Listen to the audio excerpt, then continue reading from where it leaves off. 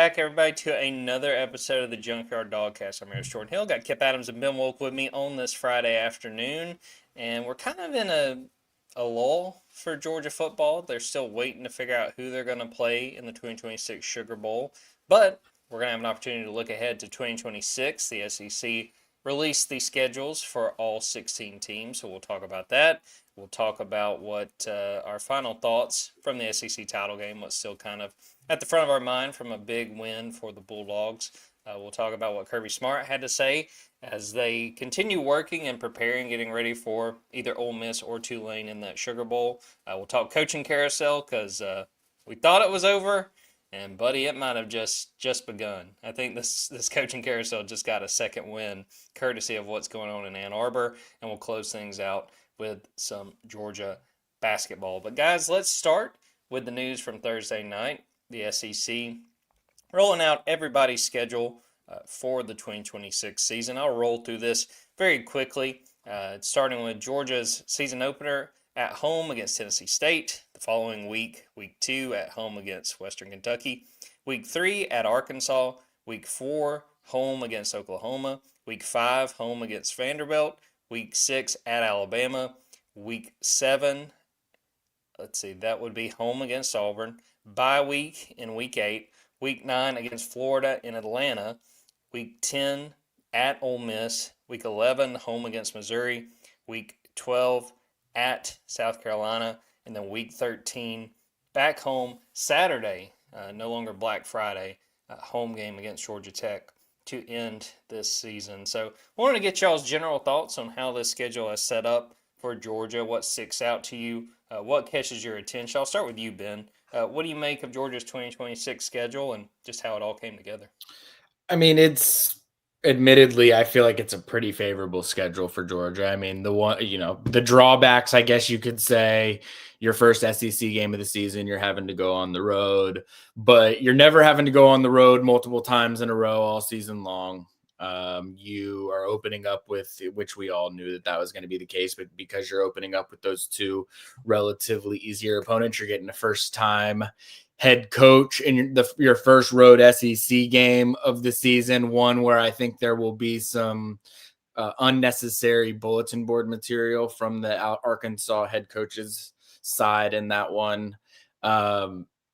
Look, we knew already what the matchups were going to be, like where Georgia was going to be going, where Georgia was going to be, who was going to be coming to Athens. But like when you look at this schedule, I mean, there's just not, I don't think there's any stretch of the entire schedule that terrifies you. Like when you've looked at Georgia's schedules for the last couple of years, I think you've been able to pick out some spots. Like this year, you go on the road to Tennessee for your first road SEC game of the year, and then you got to come back home and play Alabama, who, is your demon. Like that's a terrible stretch. Like you just don't really look at that. I mean, I think there's some fun opportunities. Vanderbilt, of course, we already know is going to be coming to Athens, but that's going to be the second.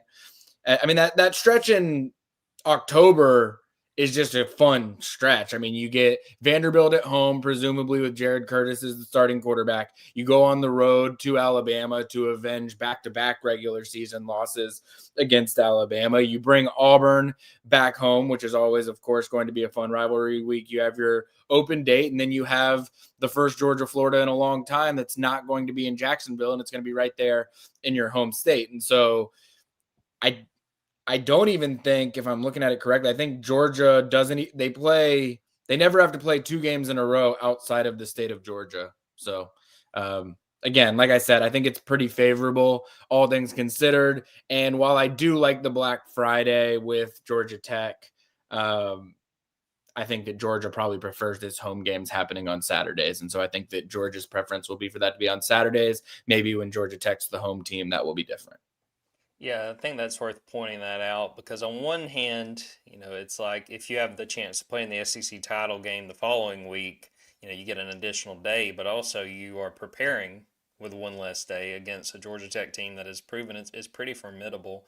The things that stand out to me, one, this kind of helps more so seeing the full schedule because we kind of knew this was going to be the case, but I'm really interested, guys, in how the season plays out, not just for Georgia, but the entire SEC. There's only one bye week next year Mm. because of when Labor Day falls. And this is the first season that the SEC is playing 9 conference games. So there's going to be some teams in early November, late October that are beat up and just trying to make it to the end. Think that's worth pointing out. Think it's worth pointing out, as some folks on the Junkyard pointed out, that there's no cupcake game right before Georgia Tech. That there's not a situation where, okay, you can kind of catch your breath. I mean, you look at hosting Missouri and then going to South Carolina. Those are two pretty difficult games before you end conference play. So that's really interesting. And I think the biggest thing, I think for the most part, the SEC did a good job with Georgia specifically. I can't really speak for all 16 schedules, but I think this is a good mix, one of home and away, not having long stretches where you're away from home, like Ben pointed out, and even just level of difficulty. We can kind of talk about in a few minutes what I think is the hardest, like, 3-game stretch. But I think it's got a pretty healthy mix where it comes to when these games are and level of difficulty, and oh, this stretch isn't really all that impressive, or oh man, Georgia's best games are on the road, or Georgia's best games are at home this year. That was, we saw that the last 2 seasons. 24, the best games were on the road. 25, I'd say the majority of the best games were in Sanford Stadium. So I think on the whole, the SEC did a really good job with this. At Arkansas to start it, like Ben said, there'll be some Ryan Silverfield talk coming into that, and it makes me think about 2 seasons ago, Kalen DeBoer's very first SEC game, I should say, was at home against Georgia, and now Ryan Silverfield is looking at a very similar situation. Kip, what do you make of Georgia's schedule? Anything stand out to you? Well, obviously, you mentioned the fact of the combo of the one bye game and a one bye week and 9 conference games. This is kind of where Kirby was like, "What are we doing here? Like, were you guys not paying attention?" And I don't know calendars very well, so correct me if I'm wrong. Like the fact that we had back to back 2 bye weeks, it feels like we're about to go on a 5-year stretch where we only have one bye week every year. So I think this is the way it's going to be for the next, like I said, 5 years. I look at the schedule and I'm thinking we've seen like these road games look very familiar. Like the fact that they're going to Alabama again, to Ole Miss again, the fact that those are their 3 most challenging games, most likely. It's kind of familiarity for Georgia, and also like it gives Kirby that like the players that he has that were on this team 2 seasons ago, he gets to remind them, like, guys, we lost both those games. And, he loves that. That's that adversity that, any opportunity he gets to where he doesn't have to like, manufacture adversity for motivation for his team, he's going to relish that. And it's 2 big opportunities for Georgia to prove themselves. And I look at the schedule and I think, how many of these programs do we actually know who the starting quarterback's going to be? Like from top to bottom, like is John Mateer going to come back? I think that's going to play a huge role in just how the narrative, that how we look at that game. Because on paper, if he comes back, I think it's pretty fair to say that's probably going to be Georgia's toughest game going into the season. And if he doesn't come back, it's who they get in the transfer portal. Who is Vanderbilt's starting quarterback? And I think we all kind of have an idea where that may fall, but that's an intriguing storyline. Ty Simpson probably, he goes in the draft. Who knows what happens at Auburn? Same thing, at Florida and in Ole Miss. I think we're looking at transfer portal quarterbacks for a lot of these teams. South Carolina is just going to try to hold on to everyone, obviously. And they have one of the most athletic quarterbacks in the country. And then, Georgia Tech, they'll be breaking in a new quarterback unless, we have some new transfer portal rules or transfer eligibility rules that, happen in the next 6 months. So I just think right now it's very intriguing. And I think that just looking at the quarterback position, a huge unknown for most of the conference. And interestingly enough, like we're just going to go into the season with a top 2 to 3 returning quarterback in college football. So I just think how quickly things can change. going into the season, that was the big unknown. And now Georgia's set to have, one of the top guys in the country. So that makes this schedule just a lot less daunting overall. This is where you can just build a resume and strategically plan, how you're going to approach this. So I think it's up very well for Kirby Smart, but I still know that he hates it because regardless of who the ninth team is, it's just an extra thing that looking at strength of schedule, looking at this playoff format as it stands now, the conference didn't really need it. Yeah, it's sort of funny watching fans' reactions, both on the Junkyard but also just on social media, because I had some folks who said, "Oh, this is fairly manageable," and I had other people being like, "Man, this is killing me." Like what Georgia's going to be up against. So it's kind of just the eye of the beholder. But I want to put you guys on the spot because I wrote a story on Friday and I gave my way too early prediction on Georgia. And Kipp hit on the biggest thing. Like, we don't even really know what these rosters are going to look like. There may still be coaching changes by the time we get to 2026. But I'll get into my pick in a minute. But I'll start with Ben. What is Georgia's record in the regular season in 2026?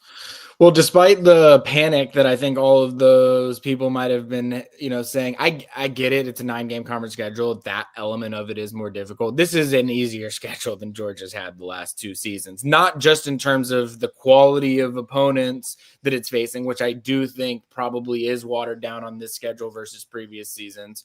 But more than that, I just think the way that it's stacked and you're not having to go through these stretches where you say, man, you have to play well these 3 straight weeks or you're going to be completely screwed. I don't think that completely exists, though. Now that I look at it, like Alabama, Auburn, Florida, Ole Miss, Missouri, without really knowing what those teams are going to be, maybe is a little bit more difficult than I'm giving it credit for. And that's where the 9-game component comes in a little bit. But to the fans that heard what Kirby Smart said, and I get it. If I'm a SEC football coach, of course I'm pissed. It's going to be harder. You've got a chance to lose more games. If you lose more games, you're more likely to get fired, which is the way of the world in SEC college football coaching. If you're a fan, I get it too. You're probably going to be at risk of losing more games. Like, the season's going to be more fun because Georgia's going to have 10 games on its schedule that are against SEC or rivalry games with Georgia Tech. And so, there's just very few weeks. Like, once you get through week 2 of the college football season next year, every single week is going to be fun. And I think that that's the part of it that I want to see even more of it. Like, you guys have heard me in the past, like, I want to see week 1 or week 2. I want that game to be an SEC Big Ten challenge where those conferences are having to play each other. And I want there to be more of this. And I don't want to write out the little guy where they can get some of these bye games. I think that there should still be one of those on the schedule. But yeah, I think the more games that are competitive, that are fun, where there's rivalries, where there's conference allegiances that are going on throughout, the better. And so I love this schedule. When I look at it, I say Georgia goes 12-0, though. I think it's a pretty easy one. Kipp, how do you see things playing out for Georgia? What do you think their record looks like at the end of the regular season? I think we're required by Junkyard law to pick Georgia to lose in Tuscaloosa, right? I think moving forward, that has to just be the protocol, or else we feel their wrath. So I'll go back to, playing on the road is just a different animal, and we're going to hear Kirby just talk about that every single time. At Ole Miss, at Tuscaloosa, there's both going to be challenges. We don't even know what Pete Golding looks like running a program. We're going to find that out in the next couple of weeks. But I do think you look at that Alabama game and you go, that's still going to be daunting. That's still a team that went 1-1 against Georgia, and still, who knows? They could still end up playing again. So being on the road, that's probably, arguably, not knowing who Oklahoma's quarterback is either, that could be the most challenging game. I think there's a stretch where Georgia's probably going to have the best game in the conference, 4 or 5 games in a row. When they welcome Oklahoma, they welcome, the Fighting Jared Curtises the week after that, when, they go on the road at Oklahoma. And then, when they have Deep South's oldest rivalry. Like, I just think that stretch right there is going to be where you just find out what kind of team Georgia has. That being said, I think they're going to be favored in every game. So I'll say 12-0 just because I think that is the kind of roster that they are set up to have right now. If they keep all their guys, like, that's the upshot of being so young early in the season, having half of your team being freshmen. You keep those guys and you're a playoff team, then you're really set up for next season. And I think Georgia is set up really well for next season. So going 12-0 is on paper is, far and away the easier thing to project than actually doing it. But on paper, I think that they're built to go 12-0 with this schedule. Y'all know that I got to be the hater. I got to be the non-believer among us. I'm going Georgia 11-1. I have the loss at Alabama, and it's really more so.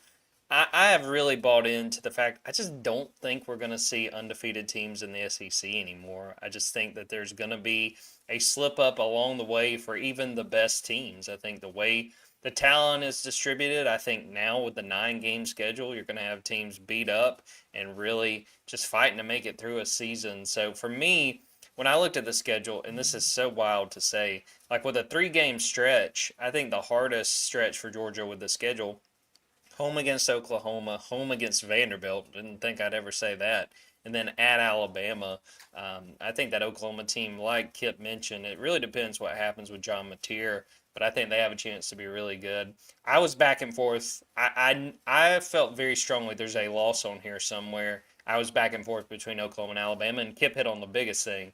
The fact it's at Alabama, that's why I lean that way. I wrote about this on Friday. I would not be shocked to see this team go 12-0, but I really think the days of seeing an undefeated SEC team in the regular season, I just think it's past. It's going to be so much harder with a 9-game schedule and, with only one bye week. I think that you're going to have kind of the NFLification of college football and specifically the SEC. These teams are going to beat up on each other, and you might see some rematches in the postseason just like we're getting ready to do this year.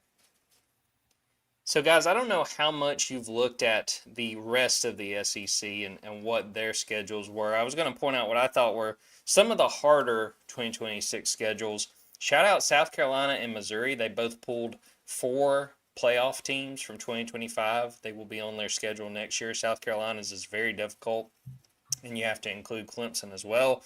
LSU, man, if you're a season ticket holder at LSU, Lane Kiffin's schedule, and this includes the non-conference games. Clemson, Louisiana Tech, at Ole Miss, home against Texas A&M, McNeese State, at Kentucky, Mississippi State, at Auburn, and then they have a bye week, and then it's home against Alabama, home against Texas, at Tennessee, and at Arkansas. So that stood out to me. Texas A&M, very, very difficult.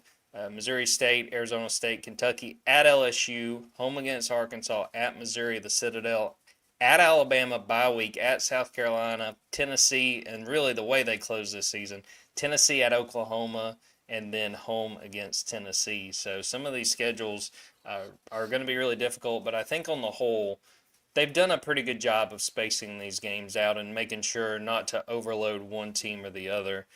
Ben, I don't know, have you had a chance to look at any of the other schedules? Any thoughts on just the conference's scheduling for 2026 on the whole? Well, I think I saw that. Let me see what it is here. If I'm not mistaken, I think that Auburn has to go to Tennessee, bye to Georgia, and then they get LSU, and then they go to Ole Miss. So that's like a 4-game stretch for them where they're having to go to maybe the hardest place to play in Neyland, and then you're catching 2 previous playoff teams on the road, and then you're going to get at least at home, but you're getting Lane Kiffin's LSU, which I think everyone sort of agrees that Lane Kiffin's LSU is a little bit more of a threatening idea than Brian Kelly's LSU.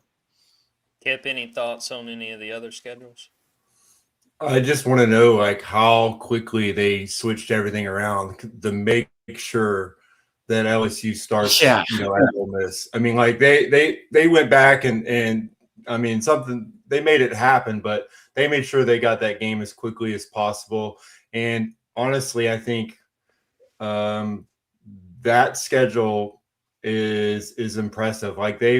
they've kind of like mixed in the non-conference games. I mean, there's the fact that they start with Clemson is interesting, but then look at November. Like they come out of the bye week and then they play Alabama, and then they play Texas and Tennessee. Like that's just I mean that's a month right there. And then I look at like Tennessee, the end of their season. Like they play Texas A&M, LSU, and then I mean that Vanderbilt game we all said it kind of looks a little bit different for everyone now. Alabama has the Georgia, Tennessee, Texas A&M. I just think that when you have a conference is putting 5 in the playoff, when you have double digit teams that had at least 7 wins, you can't avoid. There's no like, oh, they got lucky. I just don't think you could have that at this point. And also, I also like the week 3, Florida, Auburn. You know, John Summerall, Alex Golish. You got 2 head coaches making their conference debut, playing each other. I think that's pretty neat as well. So, yeah, I think overall, it's great for probably just college football fans. I won't say SEC fans because I just think like in general, everyone's adding a conference loss at this point. Boo-hoo. Everyone has to play more football in college football. I feel so bad. I feel so bad for these football teams that have to play more football in the conference that they signed up to be a part of. I feel awful for all of them. Once we get rid of conferences, this won't be an issue anymore in about 5 years, the way it's going. But I am looking forward to the strength of schedule tweet in like October where someone says the SEC's 500 so far this year. I'm hoping we can get that from somebody that just isn't paying attention again. But I mean, yeah, I think if this results in, you know, the percentage of playoff teams being impacted at all, they'll go back to that. We'll see expansion. We'll see something will be changed immediately.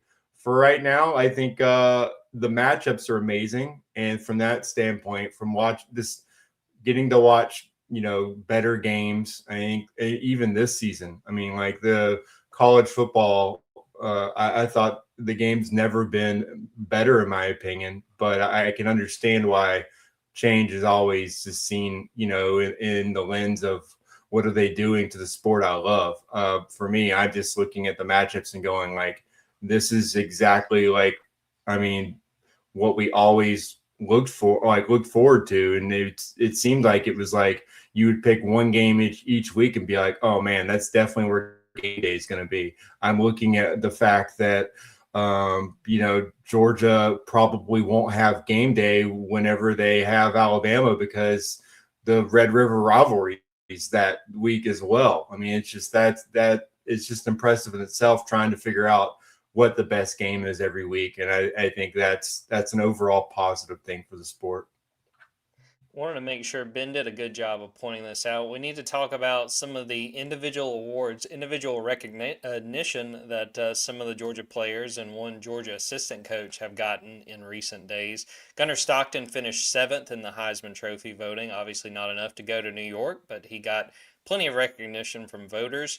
Mike Bobo is a Broyles Award finalist for the second time in 3 seasons. He was the only offensive coach among, I believe there are 5 that wound up being selected, so they'll have a chance to go to that ceremony. I think that's in January that they usually do that. Elsewhere, 11 Georgia Bulldogs selected to the coaches All-SEC teams. 2 on the first team, linebacker C.J. Allen and long snapper Bo Gardner. And then 3 Georgia Bulldogs were selected to the freshman All-SEC team. Running back Chauncey Bowens, offensive guard Dontrell Glover, and also defensive tackle Elijah Griffin. Make sure with that freshman All-SEC, that includes redshirt freshman, which is how Chauncey Bowens got that award. I'll start with you, Kipp. Anything from those individual recognitions you want to hit on, anything that catches your attention? I mean, where's Ellis Robinson? What are we doing here, guys?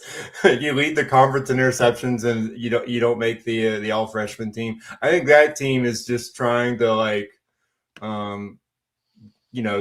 spark my ire. Like it's just, I'm still trying to figure out why C.J. Allen wasn't on the all freshman team a couple seasons ago.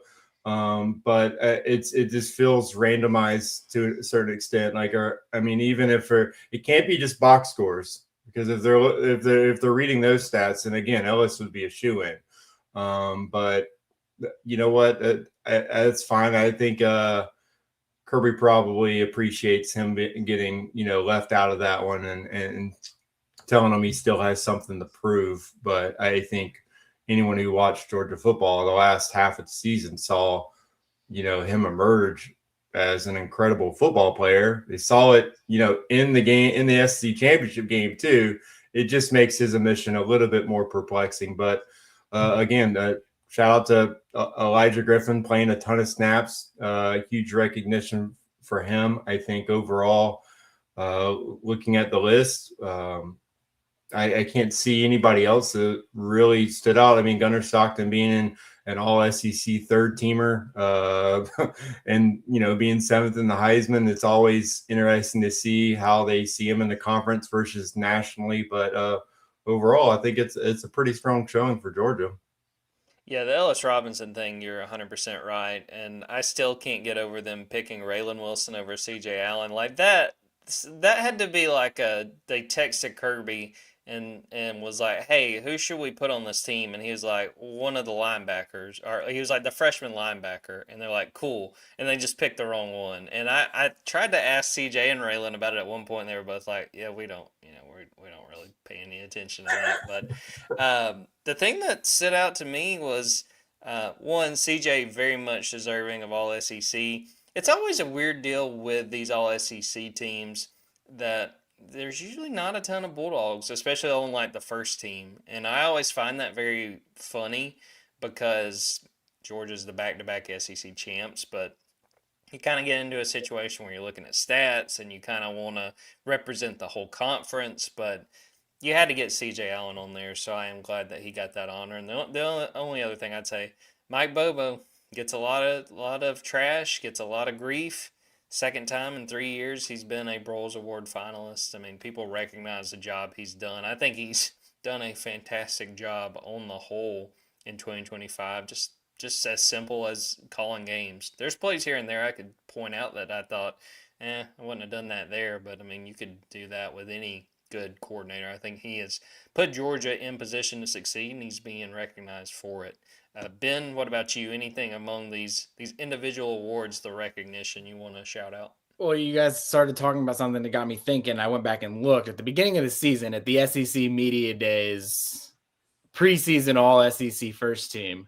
There were 4 Georgia players that made it on a team that nobody was predicted, that did not get predicted to win the SEC. There were 4 players that were voted to be on the preseason all SEC first team: Christian Miller, CJ Allen, KJ Bolden, and Dalen Everett. All Georgia does is go 11-1, beat every single team on its schedule, overperform what people expected to have happen by winning the conference, which they were not predicted to do.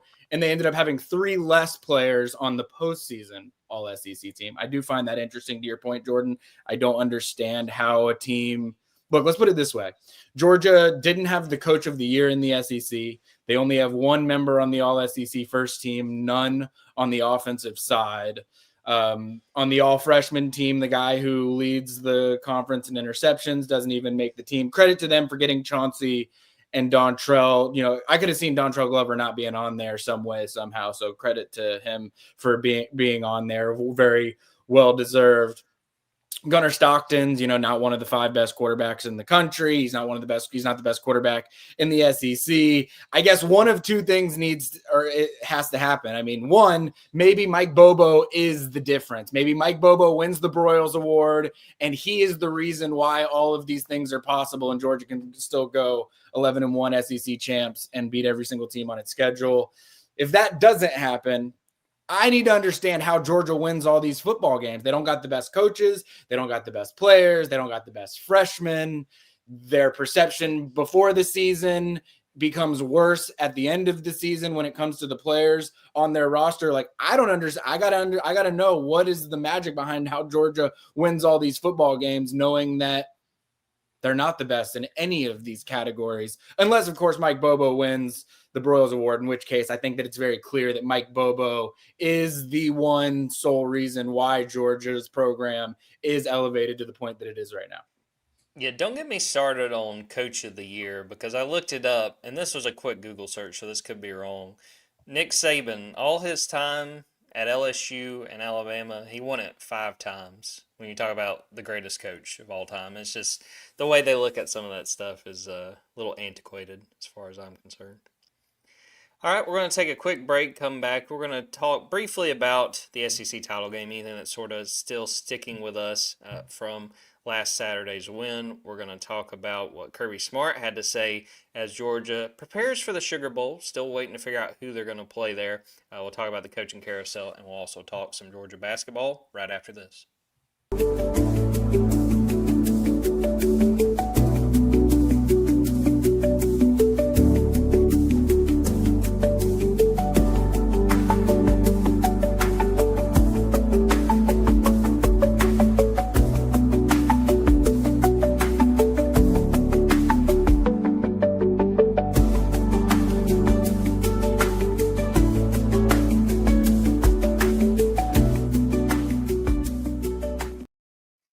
Guys, I'll get us started on the 28-7 victory over Alabama. Just some quick thoughts. A guy that I meant to mention a few minutes ago when we were talking about all SEC, Zachariah Branch, man. Like, he is just unreal. I think, again, tying it back to the Mike Bobo conversation, that he's done such a good job not only of finding ways to get Zach Branch the ball, but also when he's not getting the ball, they use him as a decoy so well. If you guys remember, I think it was about an 18-yard throw that Gunnar Stockton had to Lawson Lucky.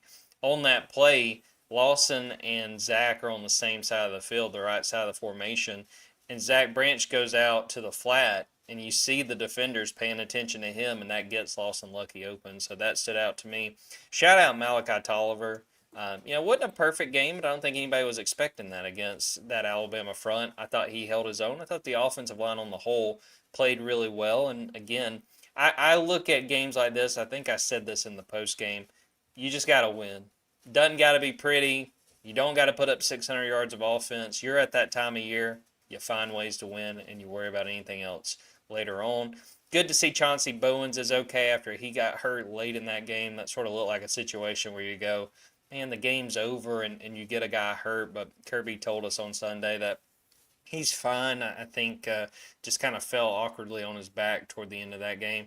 Shout out to the secondary. I mean, Rayshawn Dinkins stepping up in his first career start, thought he played really well. Ellis Robinson, man, watching it back, he was fantastic. And just to look at the way that those corners have grown, wasn't DeMello Jones' best game, but still secondary played really well against a receiving core that, man, has some weapons and can make you pay if you make mistakes. I mean, they had a 91-yard touchdown drive they gave up, and pretty much besides that, man, it was lights out. Great on defense, on third down. I think Alabama was 3 of 13. Just, you did what you had to do. And not a huge passing day for Gunnar Stockton, but I thought it was quintessential. Don't try to do too much. Don't make a mistake. Don't turn the ball over. Keep drives alive.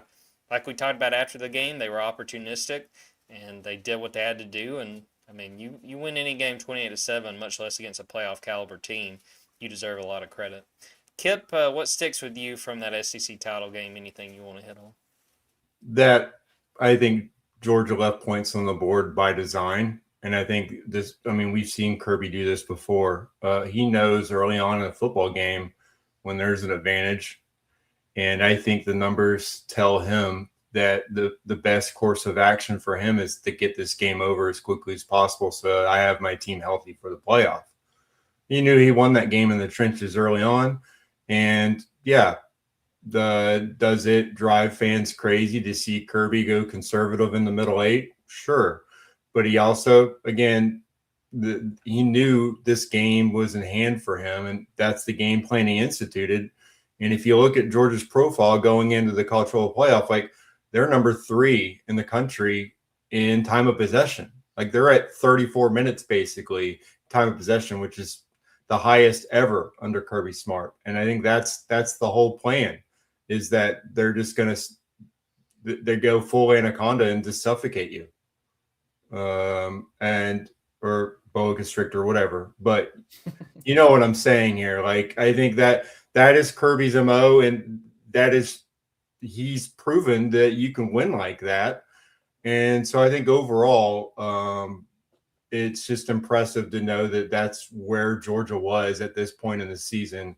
That all the the guys getting better over the course of the season led to a defense is now, I mean, holding Alabama to -3 rushing yards is one of the most impressive feats we've seen from Georgia in college football in recent memory. And it puts them under 80 yards rushing allowed per game. And that goes back to the 2019 to 2022 Georgia teams where Georgia's known for having an elite defense. That was the basis of, his best teams. And they have that quality going into college football playoff. And it's an identity that everyone can point to and go, oh, yeah, that's the Georgia team that can win a championship. And that's what you came out of this game thinking. Oh, yeah, that looks like a Kirby Smart defense. This is a team that can win it all. Ben, what about you? What has stood out and stuck with you since that SEC title game? Well, every person listening to this right now had more rushing yards than Alabama had in that game. So I think that you're going to win a lot of SEC championship games with that stat being that way.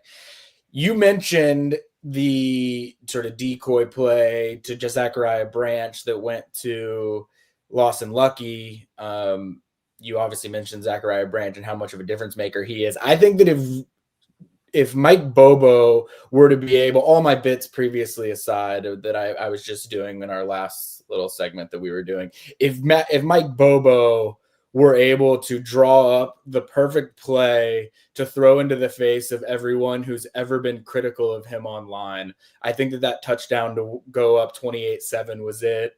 It's third down. You've got Cash Jones in the game, in the red zone.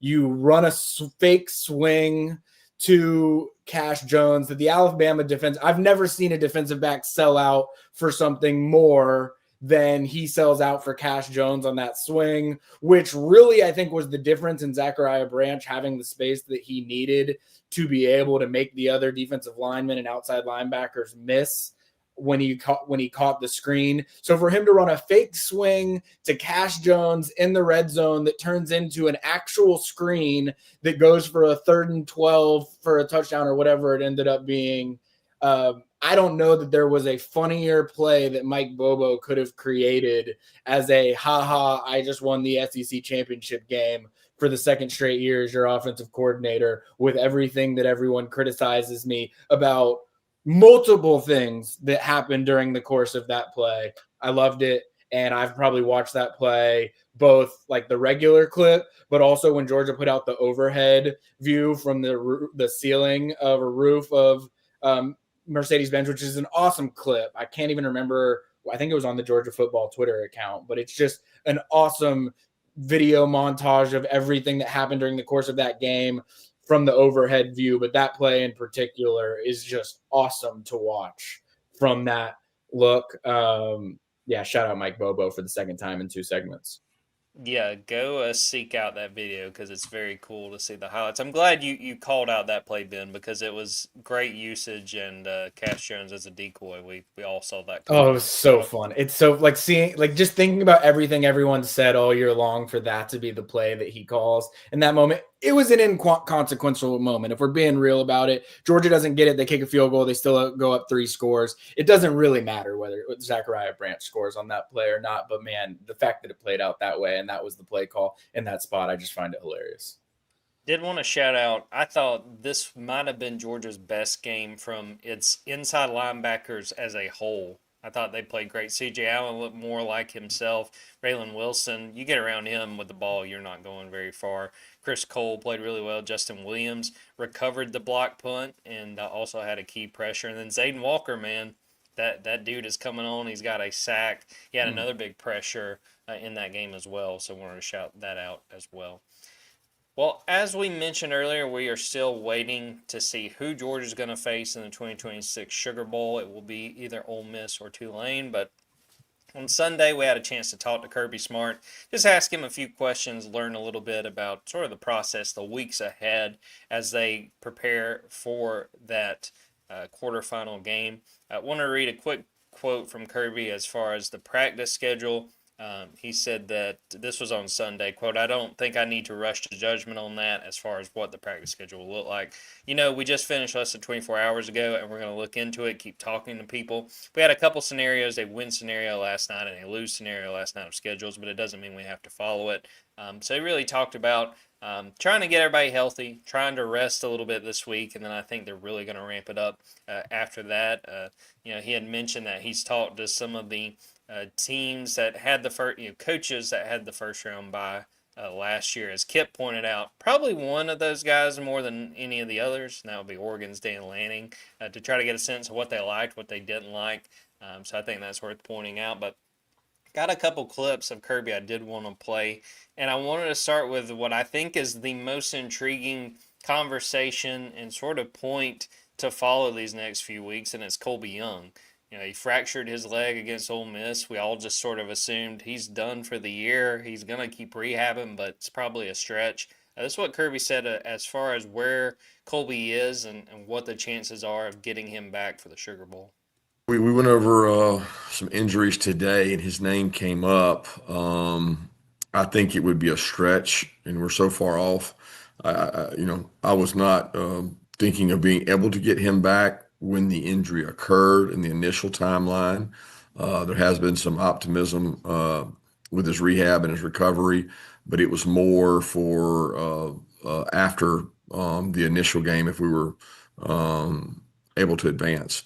Again, I don't know. I think we'll find out over the next 20-something days. We'll find a lot more out. I think this will be a situation where we're just going to have to follow it in the lead up to the Sugar Bowl and just see how his rehab's going. But Ben, just the potential of getting him back. It's not to say he's for sure coming back, but Kirby's not saying no shot. I mean, what would that do if Georgia was able to get Colby Young back? Well, there's no question it would be massive for Georgia if they can get him back. I mean, I still can't believe how effective Georgia's offense has been since Colby Young went away. But I think we have seen Gunnar Stockton's confidence level has not been the same over the last month. And I think when you don't have that outlet, I mean, Colby Young's one of those guys where it doesn't matter how well covered he is. He just always feels open. The windows to Colby Young always just felt wider than to everyone else. And that's not just a knock on people on this year's team. Like, that's just Colby Young is just different in that way compared to a lot of receivers we've seen through the years at a lot of different places. Like, he just has that way about him. So yeah, it would be huge to be able to get him back. I think that it goes without saying what he brings as a perimeter blocker and just his physical stature. We've said it a couple of times, Jordan, in the lead up to a few of these games, like he's walking around in his little cutoff athletic shirt thing, that he goes with during pregame. I mean, the dude is just massive. Like, he does not look like a wide receiver. Like, he looks like he could be playing tight end for a lot of places, but the way that he moves, of course, his game speaks for itself. I'm skeptical. I think semifinals at the earliest is what we'd be looking at. Even if he would come back for the semifinals, I think that it would be an extremely limited capacity. If Georgia were to make a national championship run, like, that does give you an extra, I guess it would be like 10 to 11 days, depending on when you ended up I'm not exactly sure what the schedule looks like, but like that could maybe be enough for him to be able to get some run. What I'll say is Georgia's in this great position where as long as Noah Thomas recovers from these back spasms that he was dealing with during the SEC championship game, you've got CJ Wiley that's getting more and more run. I think that London Humphreys proved what he's able to do as a perimeter blocker in that game, especially on Nate Frazier's touchdown run. And I think he's probably been underutilized in that capacity at times throughout this year just because of what else Georgia has at wide receiver. So I don't think whether he's able to play or not will dictate a ton of what Georgia is able to do or call or how they're able to scheme and play things. But I think you want to have Colby Young on the field if you can, because I just think he's a difference maker. Yeah, I mean, I think it speaks volumes just him still being around the team. I mean, he made the trip to Starkville, walking around at the time on a scooter, and just still being a part of it. And shout out again to Zachariah Branch. They don't play the same position, but I think he's stepped up and he's kind of been that go-to guy. Whereas I think if Colby was still healthy, that Gunner would continue throwing Colby's way. What you got, Ben? Well, I mentioned that, Colby's a difference maker on the field, of course. There is no doubt that Colby Young is a difference maker in the locker room.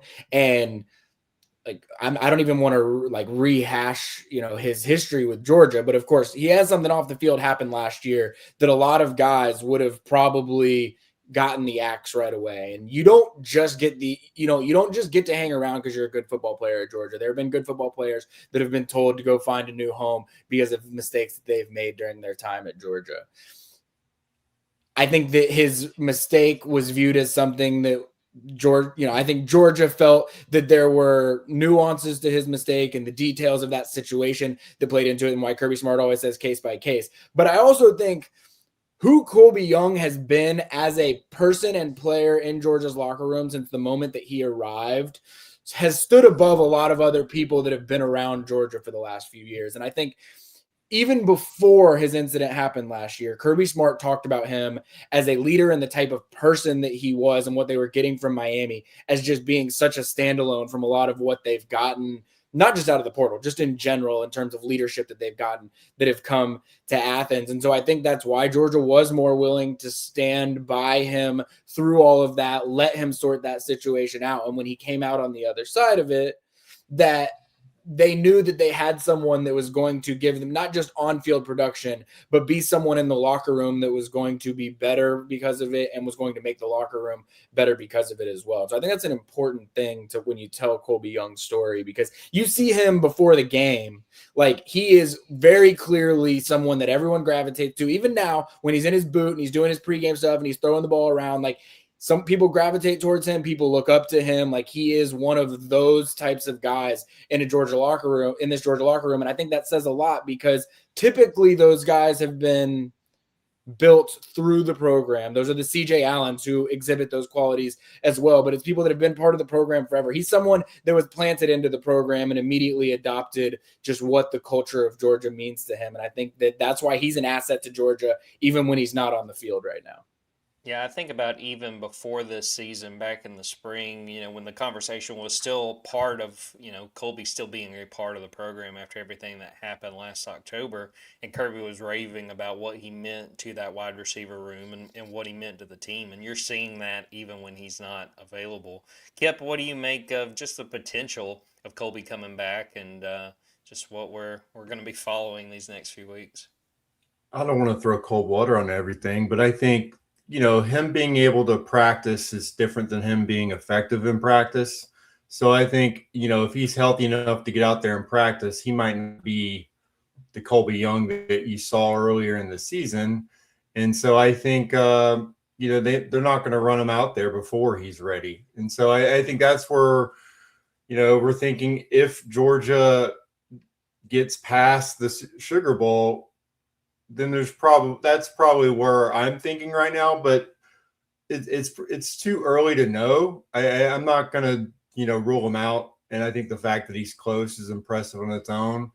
And I think Gunner would love to have him out there. But I'm also just thinking about how the next couple of weeks are going to be great for Gunner Stockton. If we're going to talk about people banged up and getting healthy, I think it was clear. The cost of Gunner Stockton playing the way that he plays is the fact that he was just banged up. And I think that impacted his play just as much as maybe losing his starting center impacted his play. And so we're like, why are you seeing this version of Gunner Stockton out there? It's because, well, they don't put Gunner Stockton on the injury report, but even, that Ole Miss week, we find out he was missing. He was barely practicing that week. Well, he was not. If he's not on the injury report, then it's hard to know how banged up he is. But I think it was pretty clear in the SC championship game. He was, he had taken some hits the last couple of games. So I think just as much as Colby Young's return can help him, just Gunner being able to heal up a little bit. Should help Georgia a lot, should help his confidence a lot. And I think just knowing that Colby is working so hard to return is going to motivate everyone in that locker room. If he's not able to get on the field, we got to win this one so that Colby can get back the next week. There's a trickle down effect with that as well. And I think overall, we've talked about it between Colby Young and Zachariah Branch, like Georgia in the transfer portal. I don't know. You could have done much better than they did. And I think that's going to carry over to this next transfer portal window. You're going to have, I mean, those guys are going to basically say everything as positively as possible about Georgia's program and why the buy-in is worth it. So I just think, again, overall, whether or not Colby Young is able to come back to the field, I think the fact that he's trying so hard says a whole lot about Colby Young as a person, as a player, and also just what the Georgia program can mean to transfer portal players in such a short amount of time. I'm glad that you talked about the other guys like Gunner being banged up. I think this rest is just going to come in clutch for all these guys. And once they start practicing again, helping Malachi Tolliver feel even more comfortable, like the time is really going to benefit Georgia, I think, in these next few weeks. I wanted to play this other clip of Kirby talking about the Georgia defense. This was an area early in the season. You think about that Tennessee game, you think about the home game against Alabama.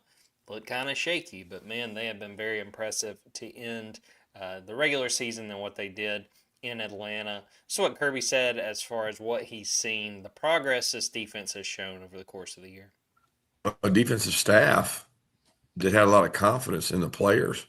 And, I get to sit in meetings with offense and defense, and I listen to the defensive coaches explain to the defensive players that we're going to be really good when we get this right. And you need to trust and believe in the process that we have and get better. And they got better. I mean, they weren't just naysayers at the beginning of the season. There was naysayers throughout the season, and probably with good reason. I mean, we had a couple of defensive games mid-season and later that we didn't play up to our standard, and a lot of that had to do with the team we were playing. But I do think we're getting better, but we have to continue that. Like, the last thing you can do is think you've arrived on defense or offense and not grow. That's the key point in this window of opportunity, who actually separates themselves and does get better. Yeah, looking at the way the Georgia defense has played last 4 games, giving up a total of 29 points. We all picked Georgia to win the national title once we got to the playoff, and I'd have to say, I know for myself, the defense is a huge reason why. Kipp, what do you think of where this defense is going into the playoff and just the opportunity that they give the entire team to have a chance to make a run? I think this goes perfectly to Kirby Smart's DNA, what he wants his football team to look like. And I think we've said it multiple times so far over the course of the season, but like the team grew up and they're enjoying the benefits of how daunting the early schedule was. Taking on Alabama that early, taking on Tennessee that early in the season. These guys got thrown in the fire. They're completely different football players. And like Kirby Smart said, like, these aren't even freshmen anymore. He doesn't consider them freshmen anymore because they're not. They've played too many snaps to even be seen that way. They've played more snaps than a lot of the second and third year players that are on the roster at this point. And then, when you have injuries and you have guys like Rashawn Dinkins come in and play the way that he did in the SEC championship game, obviously there's going to be like some miscues here and there, but these guys are earning roles and in very important roles. And so I just think that they have different guys at each level that they can rotate in and know that they're going to play at a high level. Like you said earlier with Zayden Walker, he is raw, but it's just the fact that he is a physical, tough player, a guy that was also banged up and probably shouldn't have been on the field, but still, he practiced. No one heard anything about it, and he didn't miss reps. Those are the kinds of things that earn the trust of the coaching staff. So I just think that they trust that defense is going to, have them in every single football game, regardless of what the offense is doing. But the offense has a Broyles finalist. So what are we even talking about here? And then at the other end, I don't think we've ever seen a more impressive special teams performance than what they had in the SC Championship. We haven't even talked about that at all. So I think of all three phases of the game, they're in a good spot right now going in the playoff, as good a spot as they could possibly be in. But the defense is the one thing where if that's your calling card, you've got a chance to win any football game. And I think Georgia's defense, even with the statistical anomalies of like the sacks and tackles for loss overall, are still low. You just saw what they did to Alabama's offensive line. I don't think pressure right now is a huge issue. The defense is just playing lights out in all phases of the game. Yeah, hard to argue with what they've done, and glad you shouted out the special teams. But man, this defense is really on a roll right now. Ben, what do you make of what the defense has done lately and trying to carry that forward, even if Georgia does have a little bit of break in the action?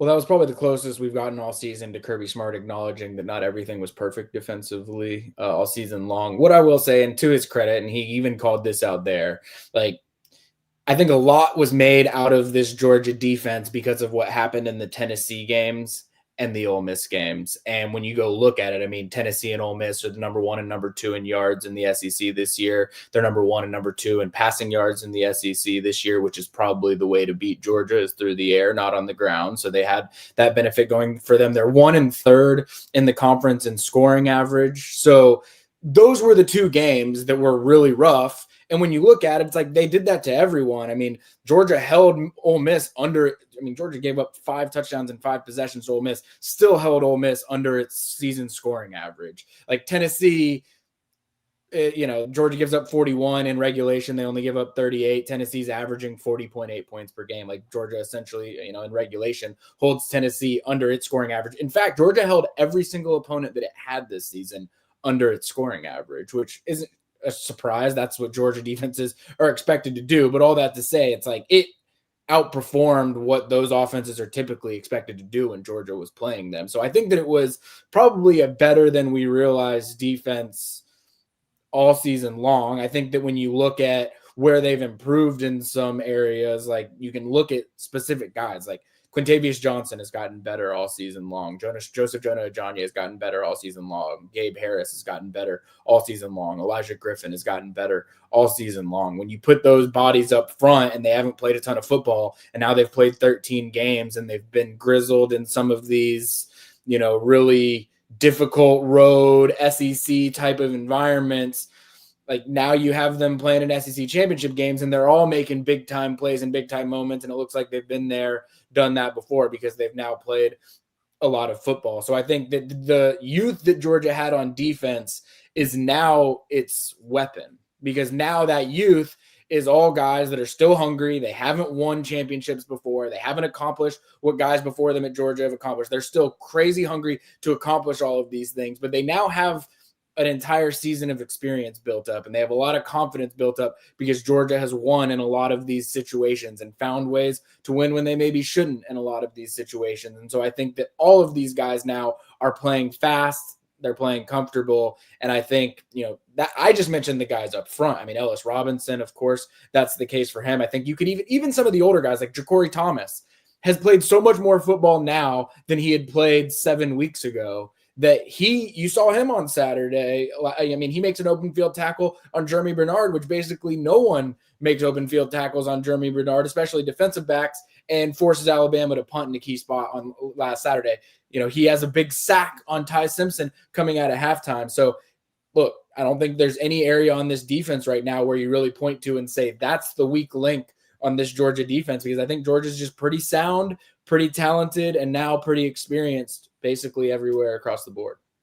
Wanted to mention too, Kirby was asked about how do you kind of prepare with Tulane and Ole Miss? You don't know which team you're going to face. He said the coaches are going to work on scouting both teams, but the players are not really worried about that. They'll focus in on that once they know who the opponent is.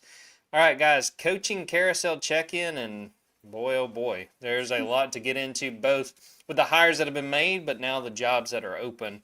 I'll have some fun with this, and I don't know if either of y'all heard this. I kind of sped my voice up on the audio. Kind of made it sound like it was the end of a commercial the last time we rolled through all of these hires. But we'll do that again here because there's been a lot of hires in the last week.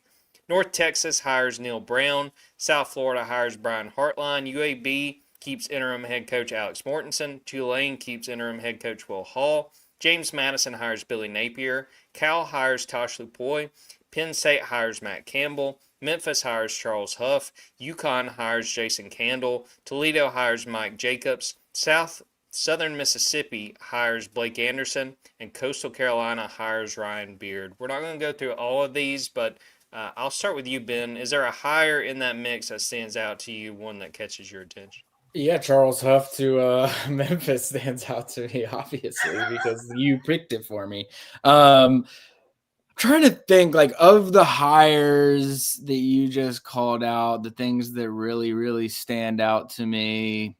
I mean, your guy Bayou Billy, he wound up getting another job. It was not Virginia Tech as you expected, but no, but he's staying around that general area. I knew I could see it in my mind. I saw geographically where Billy Napier was going to be moving. I thought it was Virginia Tech. I didn't think it was James Madison. So I kind of saw the pen on the map. My geography wasn't great, but I was heading the right direction.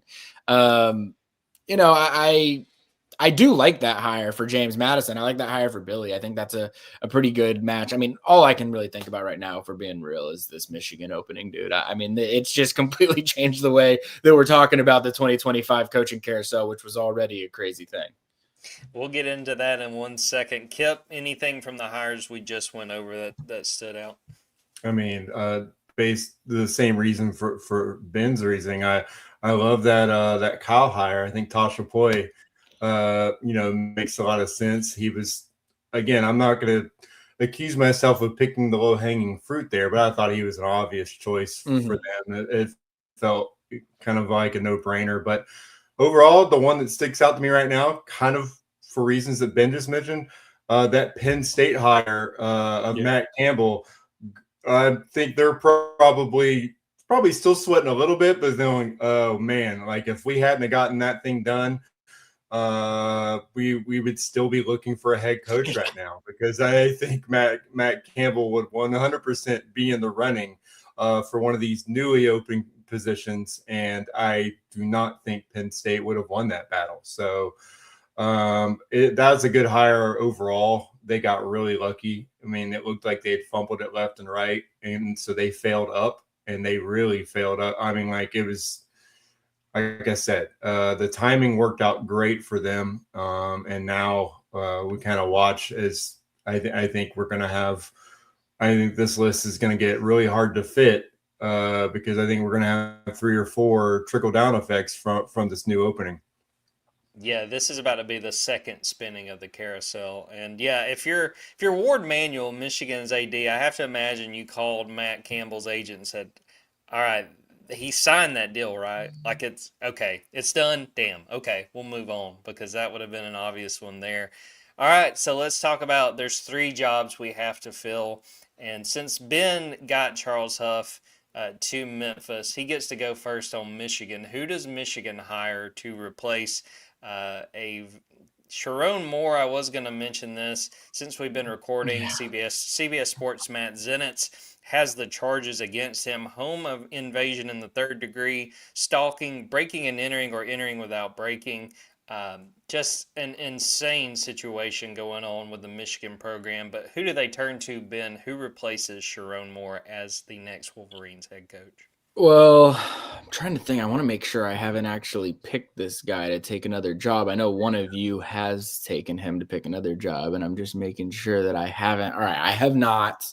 I think that there's 2 names from what I've been told, and we might know some. Not saying we know what's going on in the Michigan coaching hire, but I think that it's a weird situation what's going on with Michigan, where guys just signed. There's a lot of overlap with what Georgia was maybe trying to sign, or guys that Georgia, if they get out of their releases, that Georgia might try and go back in on. And I bring up all that to say, it's like we've had conversations with recruits and things like that where they've been trying to figure out just as much as anybody else what's going on with Michigan coaching hires. And my understanding is there's 2 names that I think that Michigan would like to lean toward.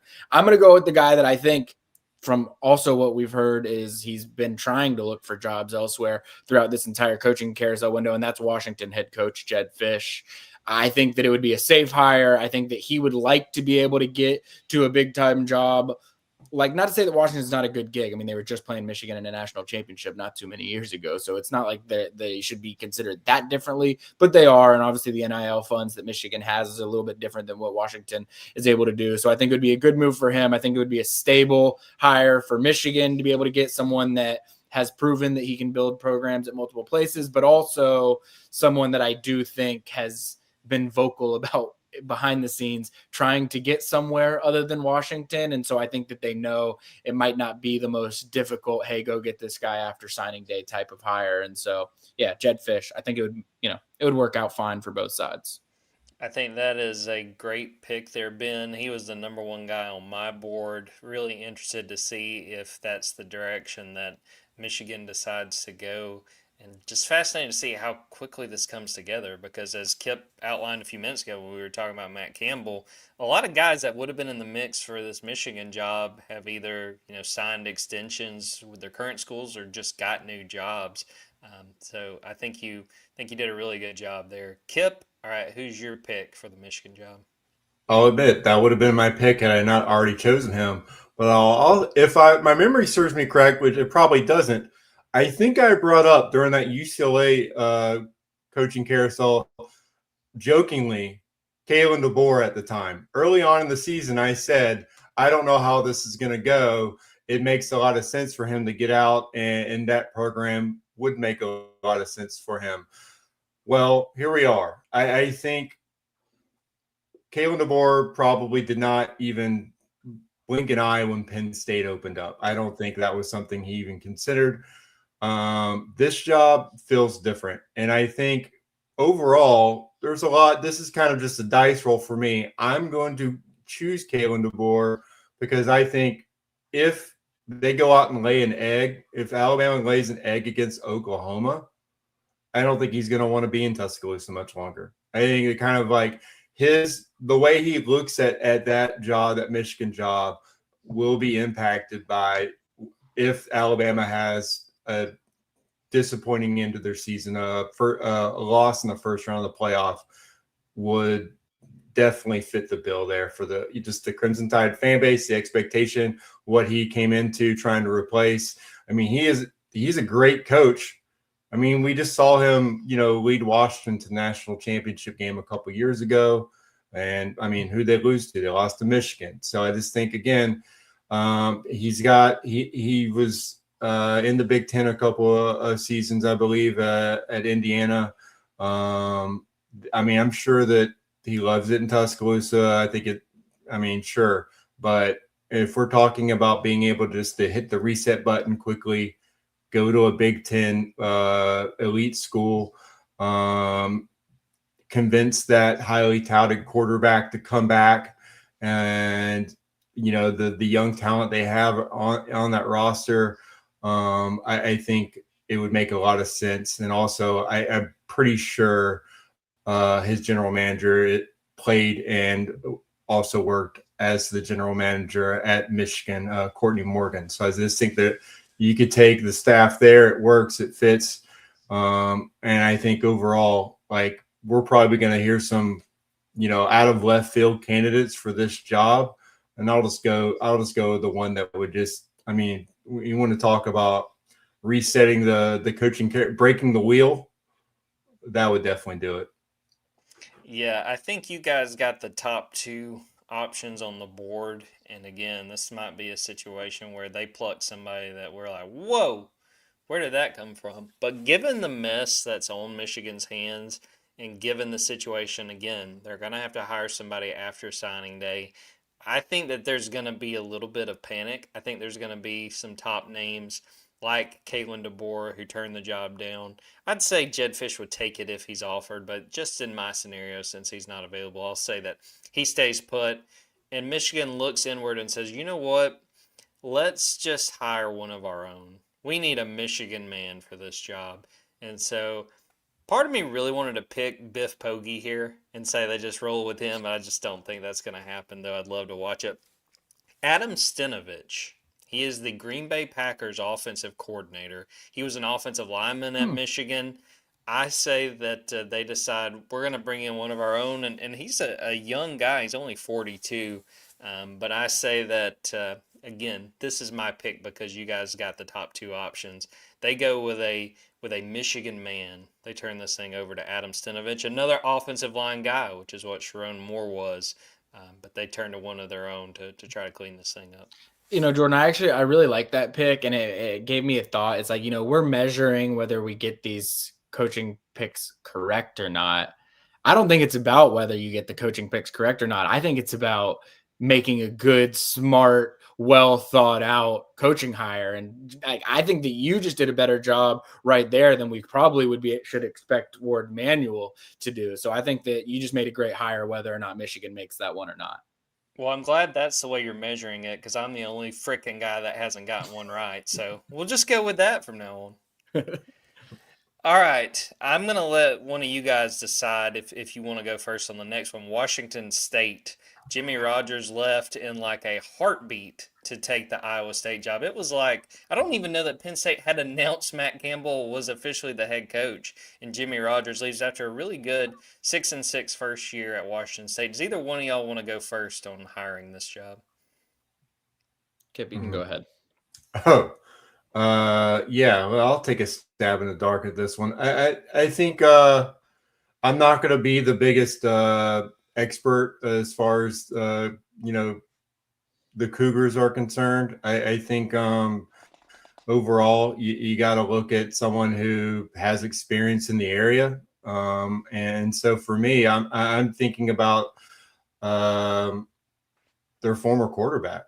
Luke Falk makes the most sense to me as a guy that they should go to. Someone, again, we've seen firsthand how just having someone who's passionate about the program, even though they don't have head coaching experience or the fact that it's a huge step up going from Wingate. But I think that you got to bring in someone who is willing to deal with the challenge of running that program right now, because let's be honest, it's just not going well, especially in this landscape. Dealing with 105 players and revenue sharing, recruiting's different. It's not exactly a plug and play situation, but I just think that they love his time in the program. They love who he is. He embodies everything that Washington State's about. So I just think it's a great story for them. And I don't think if you're trying to get, your boosters excited, if you're trying to get, all the people, the fan support and to put money in the program, I think that's just an easy win for them. And if it doesn't work out, I don't think anyone's going to blame them. Yeah, and two, if you hire Luke Falk, you're probably not going to have to worry about him leaving right away like Jimmy Rogers did. Ben, you got a pick for Washington State? Yes, I do. I'm going with a guy that is currently an SEC offensive coordinator. He is from the state of Washington. He has coached as a GA at Washington. He's been in that sort of region of the country at Fresno State, and that is Missouri offensive coordinator Kirby Moore. I think he's been linked already to maybe getting interviewed for it too. So it's a little bit of a cheat code on my end. No doubt about it. That's a good pick. And Kellen Moore's brother. I was just trying to figure that out. Who's the older brother? I don't think I ever realized that they were brothers. I think Kellen, but yeah. Kirby is Kellen's younger brother. All right, cool. All right, my pick for this job is a guy that just got fired a few weeks ago from what was a Pac-12 job, now an ACC job, Justin Wilcox. He did a solid job at Cal. He's a guy that I think will be really looked at as a defensive coordinator option. He had a background as a defensive-minded coach before he got the job at Cal. He strikes me as a guy that's not going to be out of coaching for long. So I've got Justin Wilcox. He goes to Washington State and tries to keep things on the rail there in Pullman. All right, Missouri State, they lost head coach Ryan Beard. He had a good first season. He went to Coastal Carolina, and I will bird dog a potential option for one of you guys if you'd like me to. Yeah. I'll shout it out. Bobby Petrino's looking for a job, and he was Missouri State's head coach from 2020 to 2022. If anyone wants to take that one, I'm gonna pass on that. You got to understand, Jordan. I think I've said this before. I mean, I'm Missouri State, Springfield, Missouri. My dad was the director All of the right. school social work at Missouri State. I mean, I've got to put some serious thought into this one. I can't just fall back into Bobby Petrino. so many teams have though. Kipp, do you want that, or do you want to make another pick? Yeah, I'll accept this gift. You've already handed, Ben a win. I'm due. Hook me up. 'Tis the season. While Ben does a little bit of research, I had trouble figuring out this hire, and I gave them that one because I couldn't pick Bobby Petrino because I had him Oh. landing the Arkansas job full time. I'm not that nice, Ben. I was at least looking out for myself at first.